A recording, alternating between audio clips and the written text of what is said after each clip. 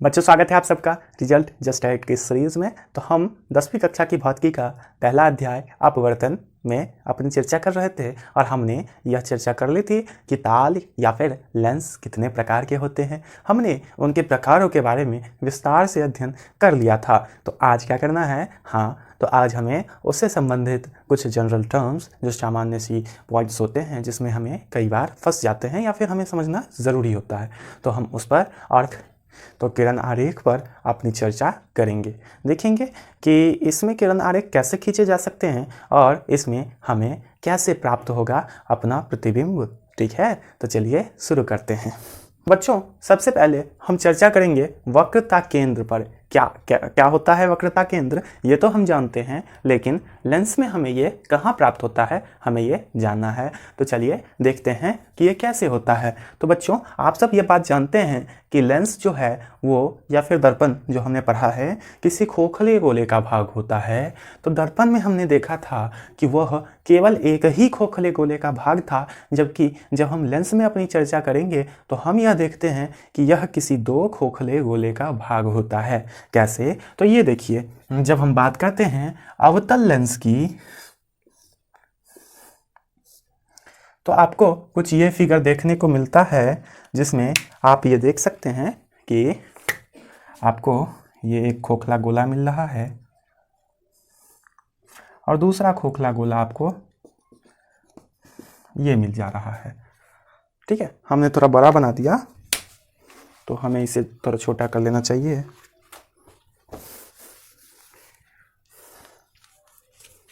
खैर, तो हम समझ सकते हैं कि आपको ये दो खोखला गोला मिल जाता है। तो अब ये गोला है, यानी कि गोल है, तो इसकी कुछ ना कुछ तो त्रिज्या होगी।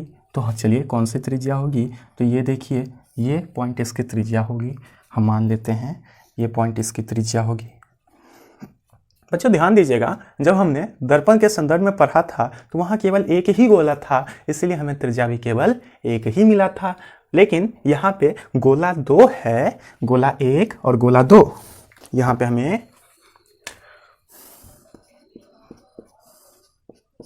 गोला एक और गोला दो, तो हमें दो गोला मिला है। तो हम ये बात भली भांति कह सकते हैं कि यहाँ हमारे पास दो त्रिज्या है, C1 C2, यानी कि हमारे पास दो वक्रता त्रिज्या आ जाती है। ठीक है, तो ये बात आप समझ चुके हैं। अब हम देखेंगे कि इसमें फोकस दूरी कितने होते हैं और कैसे होते हैं। तो बच्चों, अगर मुख्य फोकस की बात करें, चूंकि यह वक्रता केंद्र 2 है, तो मुख्य फोकस भी हमारे पास 2 होगा ना। तो चलिए इसे मान लेते हैं F1 और इसे मान लेते हैं F2।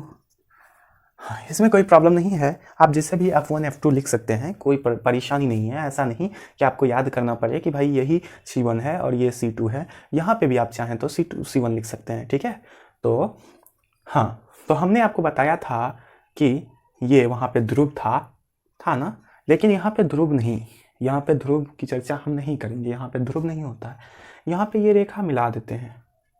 ठीक है, और इसके मध्य बिंदु को, ये आप देख रहे हैं ना, इसके मध्य बिंदु को हम प्रकाशीय केंद्र कहते हैं।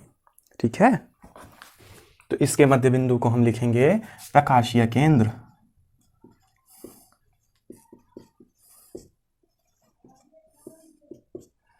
ये बात आपको समझ में आ गया?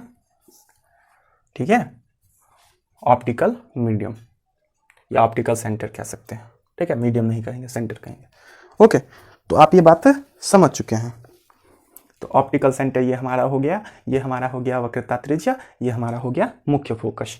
और मुख्य फोकस हमने वहां पर सारी दूरियां कहाँ से मापी थी? ध्रुव से। यहाँ पे कहाँ से मापेंगे? जी हाँ, यहाँ पे हम प्रकाशीय केंद्र से मापेंगे। तो ये हमारा F और ये हमारा R। बातें समझ में आई? बच्चों, ऐसा है कि यहाँ पे हम R की चर्चा तो वैसे करते नहीं हैं, हम 2F लिख सकते हैं इसको। ऐसे भी R बराबर 2F होता ही है, तो हम इसको 2F लिख सकते हैं। इसमें कोई समस्या तो नहीं है? नहीं है। तो चलिए आगे चलते हैं बिना वक्त गवाए। अब है हमारा कि उत्तल लेंस द्वारा विभिन्न प्रकार के प्रतिबिंब का निर्माण। ठीक है, तो उत्तल लेंस द्वारा विभिन्न प्रकार के प्रतिबिंब का निर्माण। तो हम इसमें क्या देखेंगे कि हम इसमें एक उत्तल लेंस ले लेंगे और हम अपना बिंब कहीं रख के देखेंगे कि रे डायग्राम खींच के यानी कि किरण आरेख खींच के देखेंगे कि आखिर हमें हमारा प्रतिबिंब कहाँ मिलता है और किस स्थिति में मिलता है। तो चलिए चलते हैं। तो सबसे पहले हम उत्तल लेंस लिखा है हमने, ध्यान दीजिएगा हमने क्या लिखा है, उत्तल लेंस। तो चलिए उत्तल लेंस पे पहला प्रयोग करेंगे। तो चलिए ये है आपका उत्तल लेंस। ठीक है, आप देख पा रहे हैं। तो चलिए यहाँ पे हम अपना मुख्य अक्ष खींच लेते हैं जो आप जानते हैं। ठीक है, तो मुख्य अक्ष हमने खींच लिया। तो ये हमारा प्रकाशीय माध्यम जिसे हम O से दर्शा देते हैं, इसे F डैश लिख दीजिए और इसे F लिख लीजिए। चलिए ये हमारा C डैश लिख लीजिए, इसे हम C लिख लेते हैं, सॉरी, या फिर हम 2F भी लिख सकते हैं। चलिए 2F लिख लेते हैं, ज़्यादा सही रहेगा। तो हम इसे 2F लिख लेते हैं, 2F डैश और ये हमारा 2F। चलिए प्रतिबिंब को हम रख देते हैं। मान लीजिए ये हमारा प्रतिबिंब है, मानना क्या है ही। चलिए A डैश सॉरी A भी हमारा प्रतिबिंब है। तो हम देखेंगे कि प्रतिबिंब बनता किधर है। तो बच्चों जब भी हम इससे सीधी रेखा गुजारेंगे, समांतर रेखा गुजारेंगे, तो आपने पढ़ा था कि जब हम समांतर रेखा गुजारते हैं तो वह फोकस से होकर चली जाती है। कहाँ चली जाती है? फोकस से होकर। तो बच्चों यहाँ से फोकस पे जाना हो तो हम इस वाले फोकस पे नहीं आएंगे, क्योंकि हमें ये पारदर्शी माध्यम है, लाइट इधर से उधर जाना चाहिए। ठीक है, वापस नहीं आना चाहिए। तो हम किधर जाएंगे? हम इधर जाएंगे। ठीक है, ये लाइन, चलिए तो हम इधर गए। तो अब ये फोकस आप देख लीजिए, ये आपको किधर से आती हुई प्रतीत हो रही है? जी हाँ, आपने सही समझा, इधर से आती हुई। क्या आपको इधर से आती हुई प्रतीत हो रही है? अब हम दूसरी रेखा जो है वो हम इससे ले जाएंगे, प्रकाशीय केंद्र से। जो रेखा प्रकाशीय केंद्र से जाएगी वो रेखा लौट कर वापस प्रकाशीय केंद्र से ही वापस आ जाएगी। बातें समझ में आई? ठीक है, तो हम क्या करेंगे बाबू, तो इसमें अब हमें इमेज कुछ यहाँ पे प्राप्त हो जाएगा। अब इसका साइज देख लीजिए, A डैश B डैश। ठीक है बच्चों, इसका साइज देखिएगा, ये आपको प्रतिबिंब से आकार में बहुत बड़ा दिख रहा है। ये हमारा बिंब से बहुत बड़ा दिख रहा है। तो हम कह सकते हैं कि ये आवर्धित है, और फिर ये आपको काल्पनिक दिख रहा है क्योंकि ये सीधा है। तो हम लिख सकते हैं कि प्रतिबिंब हमारा जो है वो हमने रखा किधर है, तो हम वही वाला टेबल बना लेंगे क्योंकि ये हमें बहुत ज़रूरी होता है। तो चलिए हमने प्रतिबिंब को F और O के बीच में रखा है। तो बिंब को हमने F और O के बीच में रखा है। तो हम लिखेंगे, देखते हैं, तो हमने लिखते हैं बिंब का स्थान कहाँ रहा? बिंब हमारा F और O के बीच में। तो हम लिख देते हैं भाई F डैश और O के बीच में रहा, या O ऐसे लिखिए ज़्यादा सही रहेगा, O से F डैश के बीच में रहा, क्योंकि O से दूरी मापते हैं ना, ज़्यादा सही रहता है। तो चलिए अब हम देखेंगे कि हमारा प्रतिबिंब स्थान क्या है। तो हम यहाँ लिखेंगे कि प्रतिबिंब स्थान। ठीक है, प्रतिबिंब स्थान। ठीक है, तो प्रतिबिंब स्थान क्या है? तो 2F और F के बीच में। तो हम लिखेंगे F डैश और 2F डैश के बीच में, F डैश और 2F डैश के बीच में। ठीक है, ऐसे हम बीच में समझ लेंगे। चलिए तो हम अब लिखेंगे कि अब हमारा प्रतिबिंब की प्रकृति लिख लेते हैं। क्यों? प्रकृति कैसी है? तो हमें ये साफ तौर से दिख रहा है कि ये काल्पनिक है। तो बच्चों ये हमारे साफ तौर से दिख रहा है कि ये काल्पनिक है। अब बातें बनाने के लिए आपको यदि डिटेल में लिखना हो तो टेबल को और लंबा करेंगे। आप लिखेंगे कि बड़ा है, छोटा है, नन्हा है, मुन्ना है, जैसे आपको लिखने की इच्छा है, उल्टा है, सीधा है। बट हम यहाँ कहना चाहेंगे, जब भी हमने काल्पनिक कह दिया है तो इसका मतलब हमने कह दिया है कि भाई हमारा जो ये प्रतिबिंब है ये बिल्कुल सीधा है। और एक चीज़ हम लिख लेते हैं कि आकार लिख लेते हैं। आकार जो हमें पता नहीं चलेगा तो हम लिख लेंगे बड़ा है। ठीक है, तो ये हमारी पहली कंडीशन। हाँ, तो अब दूसरी कंडीशन के लिए चलिए दूसरा डायग्राम बना लें। चलिए इसे इरेज कर देना।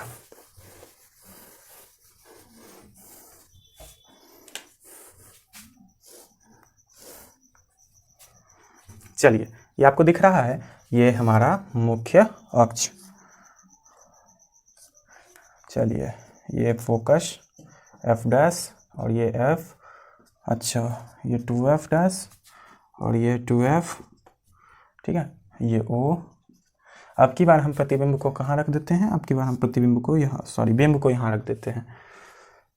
तो अब की बार हमने बिंब को यहाँ रख दिया, तो हम कह सकते हैं कि ये ए बी हमारा बिंब है।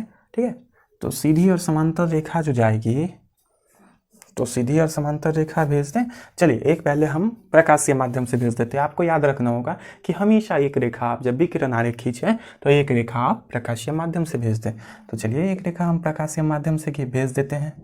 ठीक है, तो एक रेखा हम प्रकाशीय माध्यम से भेज देते हैं। ये गई हमारी एक रेखा। ठीक है, दूसरी रेखा हमें सोचना पड़ता है कि हम भेजें कहाँ से, जहाँ से हमें सहूलियत हो वहाँ से भेज सकते हैं। चलिए, तो हम ऐसे फिलहाल हम इसके समांतर भेजते हैं और ये फोकस से होते हुए निकल जाएगी। एक बात बताएं बच्चों, बहुत इंटरेस्टिंग है। आपको पता है ये दोनों रेखा समांतर है, ये दोनों रेखा जो है ना, ये दोनों समांतर है।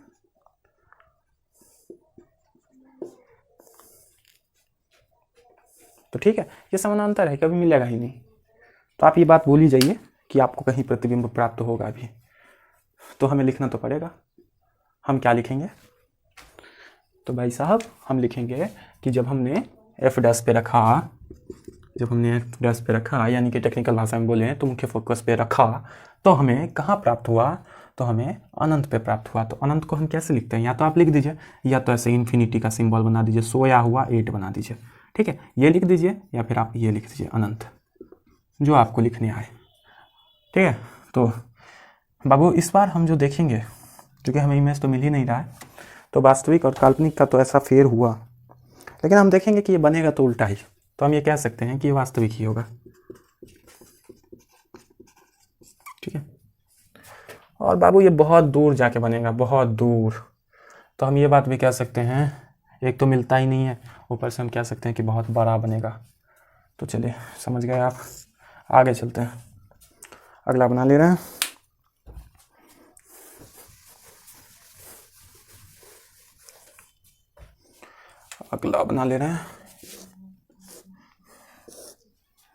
ठीक है, अब की बार हम क्या करेंगे? कुछ नहीं जी, जो हम हमेशा करते आ रहे हैं। अब की बार चलिए हम उस पर रख दे रहे हैं, फोकस भी बना ही ले रहे हैं, क्या दिक्कत है। चलिए, अब की बार हम इसके बीच में रख दे रहे हैं। एक मिनट, हमने यहाँ रख दिया और हम अभी टेस्ट करते हैं कि मिलेगा कहाँ। तो चलिए, एक रेखा तो हमें कहाँ से गुजारनी है? एक रेखा तो हमें सबसे पहले ओ से गुजार देनी है, जो हमने आपको बताया कि एक रेखा आप सदैव ओ से गुजारेंगे। एक चीज़ बच्चों आप नोटिस कर रहे हैं, जो हमने बताया भी था कि ये देखिए, ये उत्तल लेंस है, इसमें जो भी नियम लग रहा है प्रतिबिंब का स्थान, ठीक है, वो एकदम मिलता जुलता है अवतल दर्पण से। तो आपने अगर अवतल दर्पण का याद कर लिया तो डेफिनेटली आप इसका लिख लोगे, इसमें कोई शक की बात है नहीं। ठीक है, तो वही सब है और कुछ है नहीं। तो चलिए, अब देखेंगे कि भाई थोड़े अच्छे से गुजार लें। ठीक है, मिला जुला के चलिए आ गया। अब एक फोकस से होते हुए जाएगा,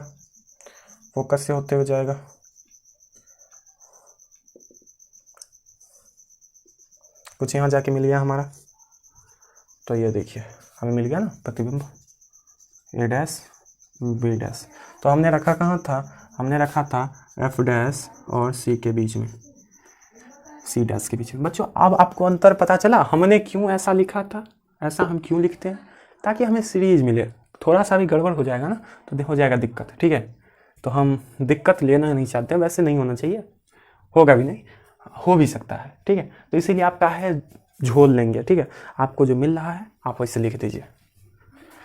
तो आपको ये F और C के बीच में जब आप रख रहे हैं तो आपको कहाँ मिल रहा है, ध्यान से देखिए।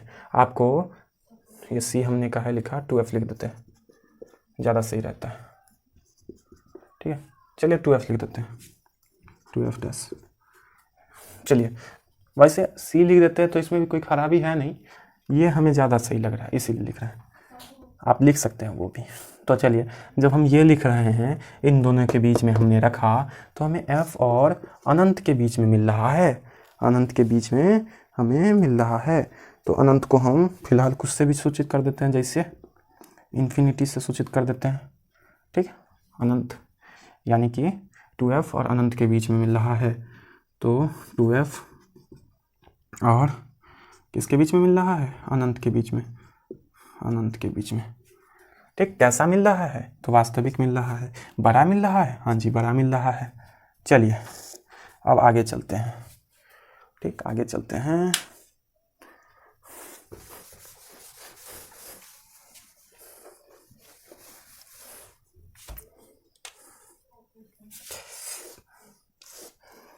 बहुत ज़्यादा इंपॉर्टेंट होता है, मजाक में मत लें आप लोग, इसे पूरा अच्छे से प्रैक्टिस कर लें, एग्जाम में आपको पूछा जा सकता है, बाद में ना कहिएगा कि हमने आपको बताया नहीं था।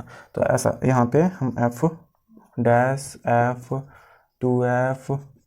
2F डैश, चलिए 2F पे रख देते हैं, 2F पे रख दिया। तो चलिए एक हम हमेशा O से ले जाएंगे, क्योंकि ये गड़बड़ ना हो इसीलिए हम ऐसा, तो ऐसे करके हम इसे एक O से ले जा रहे हैं। ठीक, और एक इसके समांतर ले जाके हम ऐसे ले जाके F से निकाल के, तो ये आपको कुछ यहाँ पे प्राप्त हो जाएगा। थोड़ा सा हमने रेखा खींचने में कुछ रैंडम किया ना, तो इसीलिए हमें मिला नहीं है। जब आप स्केल से करेंगे तो आपको मिल जाएगा, डेफिनेटली मिलेगा। तो ये हमारा A डैश B डैश, वैसे यहाँ हमने कुछ नहीं दिया था तो ये भी दे लीजिए। हाँ, तो आप लिख सकते हैं कि यदि हम 2F डैश पे रखते हैं, 2F डैश पे रखते हैं तो हमें कहाँ मिला, तो हमें 2F पे मिल गया। और कैसा मिला, तो वास्तविक मिल गया, और बड़ा छोटा कुछ नहीं, समान आकार, तो ये समान है। ठीक है, इक्वल है। अगला चलते हैं। अगला अब हमें कहाँ रखना है, तो अब तो बहुत सिंपल है। चलिए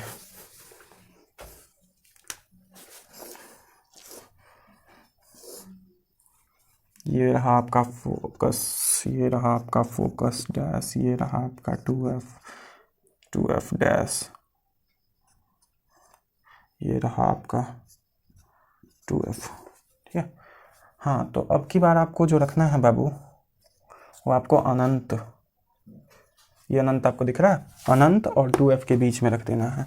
तो चलिए हम रख दे रहे हैं, देख लीजिए हमने रख दिया। हाँ, तो अब हमें क्या करना है, अब हमें डायग्राम खींच लेना है O से। तो एक तो O से जाएगा, ठीक है, इसमें आपको कोई संदेह तो है नहीं। तो चलिए एक और जाना है जो हमें समांतर ले जाना है, और फिर हमें F से गुजार लेना है। ठीक है, तो एक्चुअली यही कमाल होता है रैंडम डायग्राम का। आपको ये कटना चाहिए था यहाँ, अगर हमने स्केल से माप के किया होता तो कुछ आपको यहाँ कटता और आपको ये मिलेगा। अगर आप 2F डैश और अनंत के बीच में रखोगे तो आपको ये कटेगा F और 2F के बीच में, F और 2F के बीच में। ठीक है, आपको ये वास्तविक मिलेगा, इसमें कोई संदेह नहीं। आपको ये वस्तु के आकार से छोटा मिलेगा, साइज में होगा। ठीक है, अगला देख लेते हैं।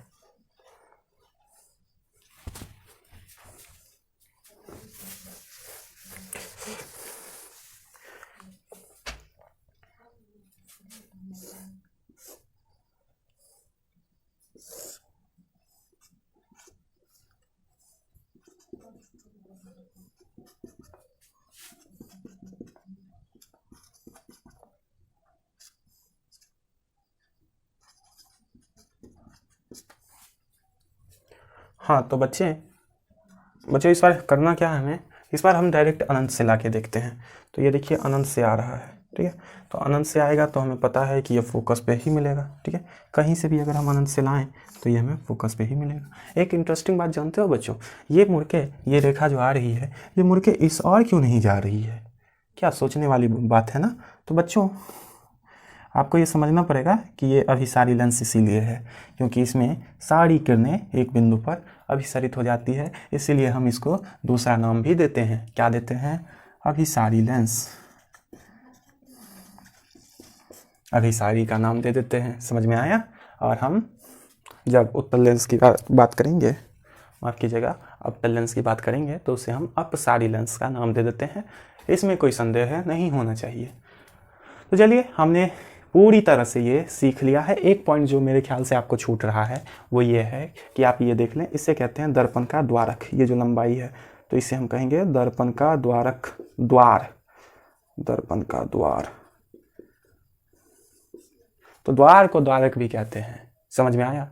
जैसे द्वारिका कृष्ण की नगरी थी ना, कृष्ण के घर का द्वार द्वारिका, तो ऐसे। ठीक है, तो उम्मीद करते हैं आपको ये बहुत अच्छे से समझ में आ गया होगा। अब जो रह गया है ये लिख लेते हैं, ये भी कंडीशन, ताकि ख़त्म ही हो जाए। अनंत पे हमने रखा तो हमें कहाँ मिल गया? फोकस पे मिल गया। ठीक है, और ये वास्तविक था। अच्छा, बहुत छोटा था, बहुत छोटा। एक बात बताएं बच्चों, एक बात बताएं जो बहुत इंटरेस्टिंग है।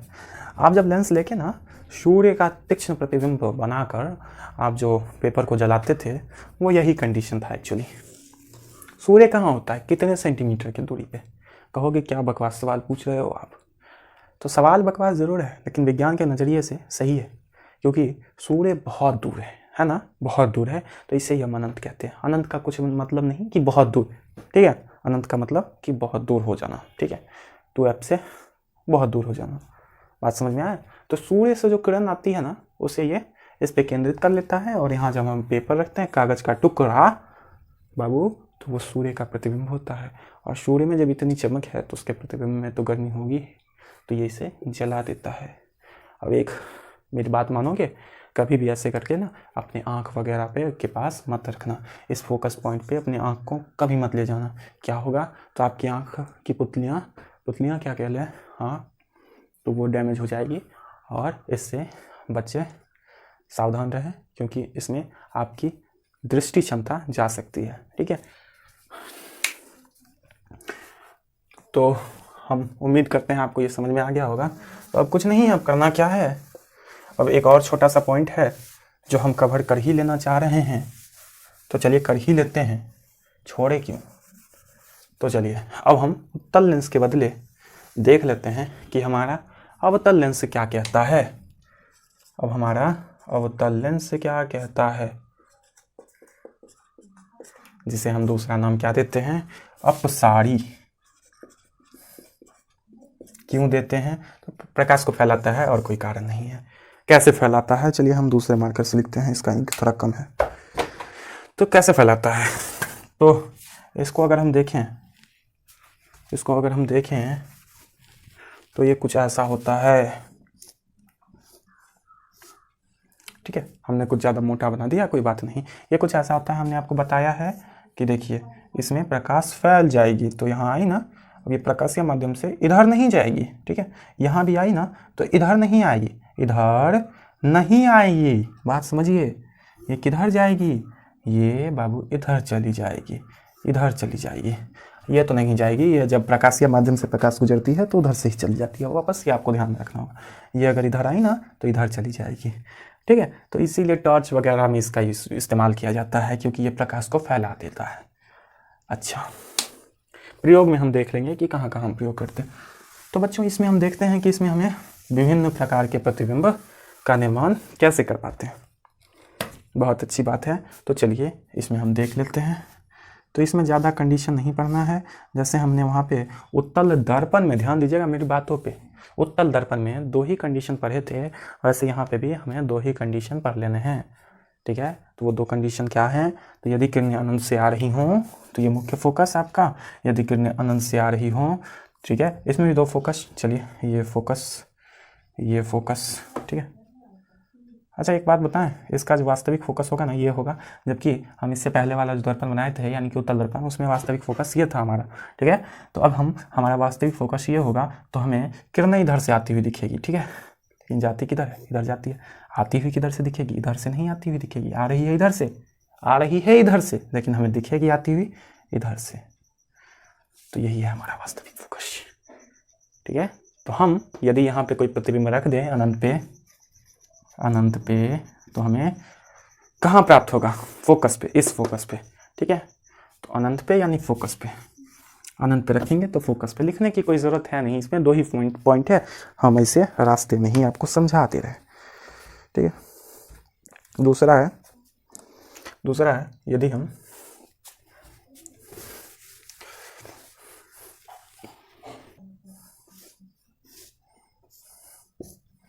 यदि हमने f और 2f के बीच में रख लिया तब क्या होगा।